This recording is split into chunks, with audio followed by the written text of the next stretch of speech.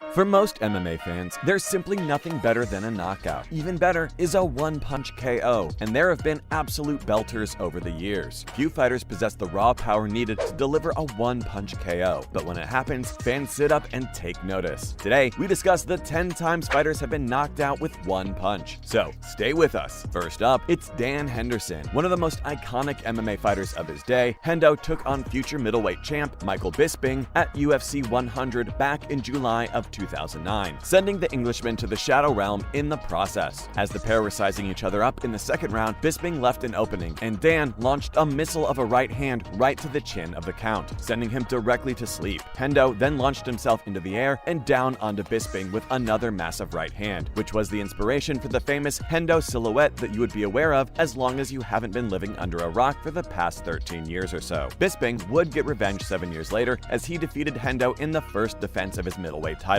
Do you guys remember this one? Next up, we have Rampage Jackson, so stay tuned. Known and feared for his immense power back in the day, Rampage was an absolute beast during his heyday. He also had a pretty intense rivalry with Wanderlei Silva, with the pair coming head-to-head on 4 occasions during their careers. Wanderlei had a 2-0 lead going into their trilogy bout in December of 2008, but Jackson knocked out the Brazilian to cut the deficit in half. With around 1:40 left in the first, the pair exchanged jabs before Wanderlei unleashed a combo on Quinton. This gave him the space he needed to unleash a massive left hook straight to Silva's jaw. And that was all she wrote. A beautiful, brutal one-punch KO. Which team were you guys on back in the day? Team Rampage or Team Wanderlei? We're talking about Fedor next, so stick around. No list of KOs would be complete without the legend that is Fedor Emelianenko. The Russian took on Andrei Arlovsky at Affliction in 2009, delivering one of the most brutal punches of all time. Arlovsky looked as though he was doing pretty well in the fight until he was flatlined, which came about after he had backed Fedor up into the corner with a vicious front kick. But as the adage goes, beware the wounded animal. As Arlovsky went to throw what appeared to be a knee, Emelianenko caught him mid-air with a right hand from hell, and Andre was asleep before he hit the floor. Fedor thought about following him to the ground, but there was no point. Arlovsky was out like a light. Beautiful. Who is your favorite heavyweight of all time? Francis is coming through next. One of the most iconic knockouts of all time. It's no exaggeration to say that Ngannou nearly killed Alistair Overeem when the pair met in January of 2017. As the pair came together in the first round, Overeem threw a pretty sloppy combination, leaving himself wide open to the huge bomb that we know today as the Ngannou uppercut. The blow was so heavy, it sent the Reem crashing to the floor, but not before it appeared as though his head had been severed from his neck. The force was so powerful that it snapped Overeem's head violently back and left the Dutchman cold and on the canvas. Jon Anik and Joe Rogan's commentary was fitting as the pair could not believe what they had seen, with Anik exclaiming, "Paging Stipe Miocic." Next up, it's the king of the one-punch KO, Mark Hunt. We could have made a video of just Mark Hunt's one-punch KOs, to be honest, but we thought we would give other fighters a look in. With fewer than 5 walk-off KOs in his career, possibly the best or most iconic came against Roy Nelson as the pair headlined a 2014 Fight Night event. 2 of the heaviest hitters the UFC has ever seen, the pair surprisingly made it into the second after many had predicted this one wouldn't last around. As Hunt and Nelson backed up, he launched a huge right uppercut right into the chin of Roy, who stumbled before hitting the floor. Hunt knew how these things went and didn't even bother following his man to the floor as he knew the jig was up for Nelson. Give us your favorite Mark Hunt moment below. We have Tyrone Woodley coming through next. Woodley dethroned Robbie Lawler for the welterweight title in July of 2016, with one of the most important one-punch KOs on today's list. I mean, it won him a title, right? In the fastest finish to a title fight in welterweight history, Woodley starched Lawler with a massive right hand, which sent him down against the cage. The subsequent punches were unnecessary as Robbie was clearly out cold, but that didn't stop Woodley from doing what he was trained to do. And who said that Tyrone Woodley couldn't punch, right? We're talking Suga Sean next, so stick around. There's something about the walk-off KO that makes it all worthwhile. O'Malley met Eddie Wineland at UFC 250 in 2020, delivering a knockout for the ages in the process. As the bantamweights were exchanging, O'Malley was attempting some pretty wild stuff, throwing in the odd spinning back kick as he had his eyes on a highlight reel KO, and he didn't have to wait very long, as pretty much as soon as he got back to his feet, he landed one of the cleanest right hands that you're ever likely to see, direct to the chin of Wineland, and his opponent was out cold. O'Malley also bagged a Performance of the Night bonus and firmly announced himself in the bantamweight division. Are you guys fans of O'Malley? Stipe is joining us next. Like Tyrone Woodley, Miocic won heavyweight gold with his one-punch KO win over Fabricio Werdum back in May of 2016, coming in pretty spectacular fashion. In the first round, the big Brazilian thought that he smelled blood, so he decided to chase Stipe down along the cage. But as is so often, when you chase a striker down, you leave yourself open to counterpunch punches. Stipe landed a huge right hand on Werdum as he was closing in on him, and the world had a new heavyweight champion. Superb stuff. And now we have the Notorious, so stay tuned. In the build-up to their 2015 world title fight, Conor McGregor had wound Jose Aldo up so much that the Brazilian completely disregarded his game plan. Aldo, who is usually a methodical fighter who attacks patiently, rushed in with a point to prove against the brash McGregor. However, McGregor was starching pretty much everyone at the time, and with Aldo determined to land heavy on him early, Conor waited for an opening, which took only 13 seconds to arrive, before landing a perfectly placed left hook to the chin of the former champion, and that was the end of it. McGregor would go on to become a two-division world champion on the back of the now famous punch, and Jose Aldo would be, well, still the legend that is Jose Aldo. What did you guys make of this one? Pretty insane, right? And finally, it's Derrick Lewis. We haven't forgotten, don't worry. Of course, any list of KOs of any kind wouldn't be a KO list without the Black Beast. Lewis holds the record for the most knockouts of all time in the UFC, and it's easy to see why, given how hard the man punches. Curtis Blaydes would find out just what the Houston man was capable of back in February of 2021, as the pair headlined a fight night event. Whenever Lewis fights, it's always a good bet to put some money on the fact that the fight doesn't last longer than the first round. So when Blaydes managed to get to the second round unscathed, many people thought that he might be able to wear Lewis down and bag the win. It wasn't to be, however, as Lewis showed just how explosive he could be, delivering a massive right uppercut when Blaydes appeared to be shooting for a takedown. Blaydes was out cold, and Derrick had to push him to the floor as he was out on his feet. That didn't stop Lewis from landing a couple of blows to Blaydes while he was on the canvas though, which was unnecessary, but some might even say unsporting, given that he knew that he had knocked out his opponent. What do you guys think? Should fighters face punishment if they attack a KO'd opponent? As usual, thanks for dropping in on us today, and remember to swing by again next time when we will be discussing all sorts of other cool bits and pieces. Why not do us a big favor by liking today's video while also sharing it with any MMA fans that you might have lurking on those social media accounts. Bye guys!